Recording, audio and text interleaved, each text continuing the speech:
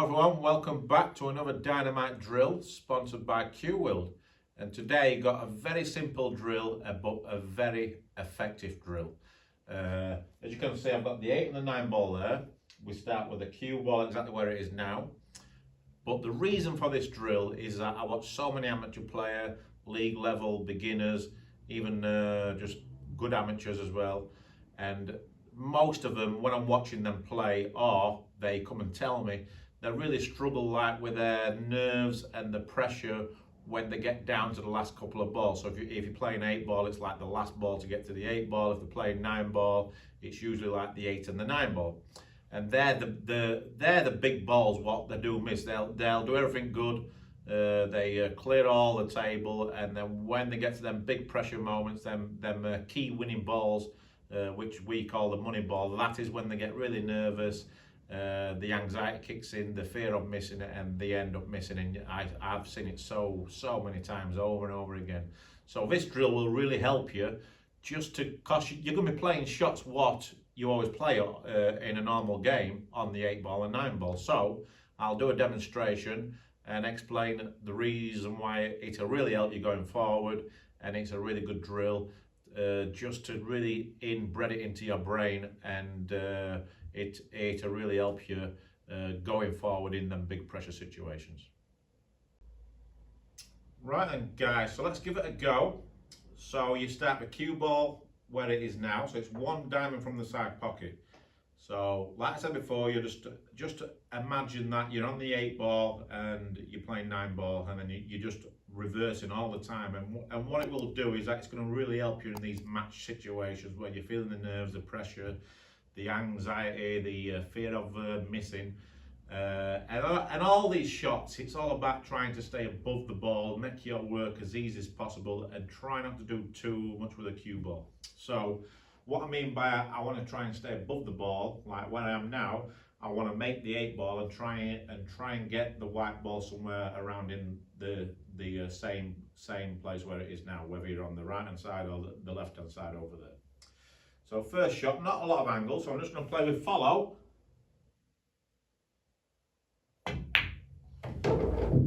Didn't play any English on the cue ball.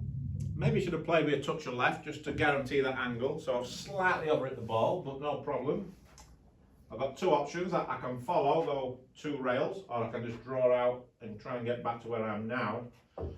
And that's the easier option, so that's what I'm going to take. So just a bit of bottom left. That's 2. So again, just an eye on the cue ball, no English.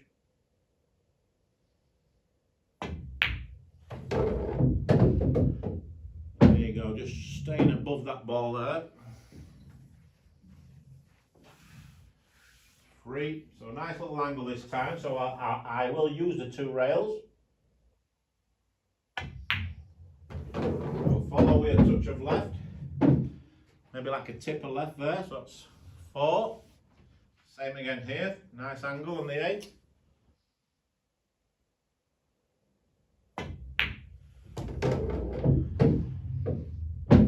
5.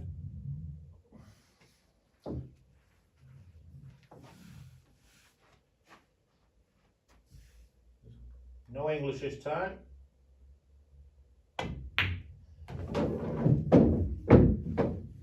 6. And again, you just want to try and beat your personal record all the time, so that's why it's a really good drill. So that's 6. So I'd really like to get like 15, 20, and then I know that I'm sort of dialed in with these type of shots. Just a bit of bottom right there, hit it nicely, got the white ball off the rail. So that's 7. Nice angle on the 9, so I will use the 2 rails here.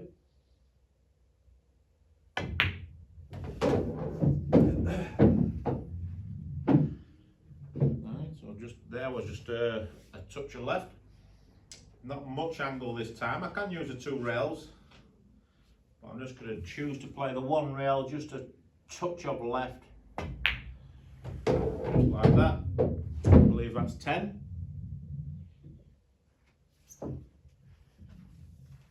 And what I really like is that it'll really help you in these big pressure situations, getting used to playing the same shot over and over again, and you know exactly how to execute the shot. Whether you should play it with a little bit of side, whether you should play the 2 rails or just the 1 rail, and this is why it's such an important drill.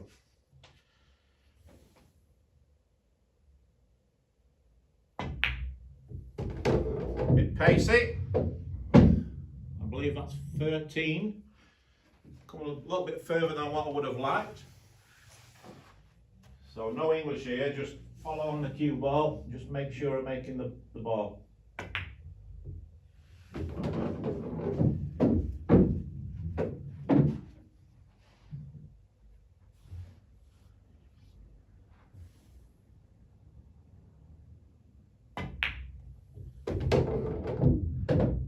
And the good thing is that I'm staying on the same side of the table as well. So, but don't be worried if you've got to cross over.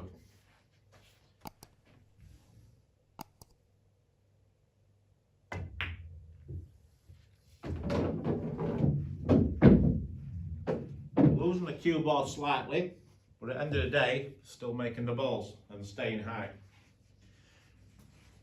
So this time I'm just going to play with a touch of left just to try and get back in perfect position. Like that, so just checked it up slightly. Didn't want to keep landing middle of the table, because if you keep leaving them finish cuts like that, eventually you're going to miss one.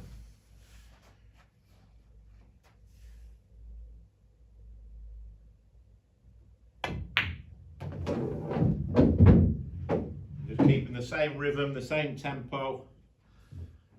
Just try and keep that cue ball off that side rail. So this time I'm going to cross over. So just play follow just with a trace of left.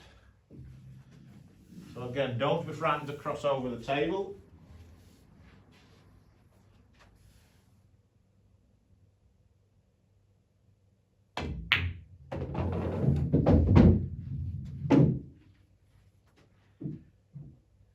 This is what I like about the drill, is that you play like a variety of shots. What's definitely going to come up in those situations in every match you play at any game.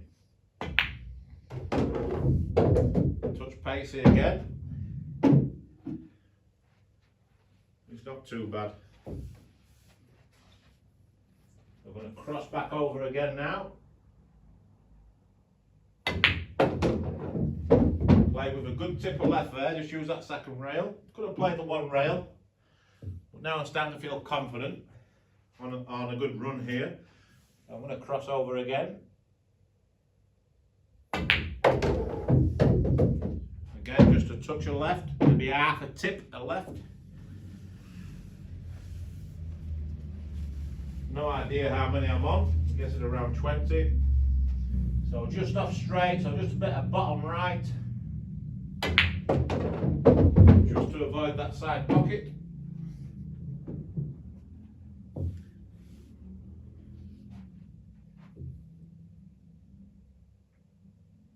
Just a bit of top left there.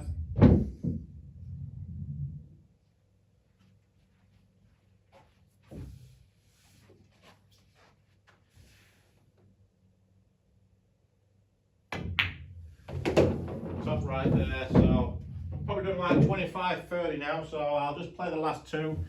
I think you've got the gist of it. Really good drill.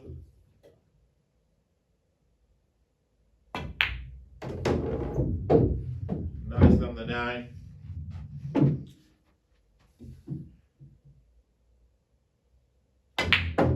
Just drawing it back. So yeah, it's a simple drill, but very effective, and especially for league players, low amateurs, and even amateurs, even pros really, just getting that rhythm, get a feel for the cue ball, get a feel for the table. It'll really help you in them big pressure situations, especially at the league finals. I've been to Vegas that many times and watched the nationals, and it's amazing how many times players miss the 8 and the 9 ball just by getting a little bit too nervous. They start panicking, they start rushing the shot, they start jumping up, and it's just practice. You've got to put the work in, overcome those fears basically, and this is probably the best drill possible to really help you out in them situations. So I hope you enjoyed it, and we will see you next time.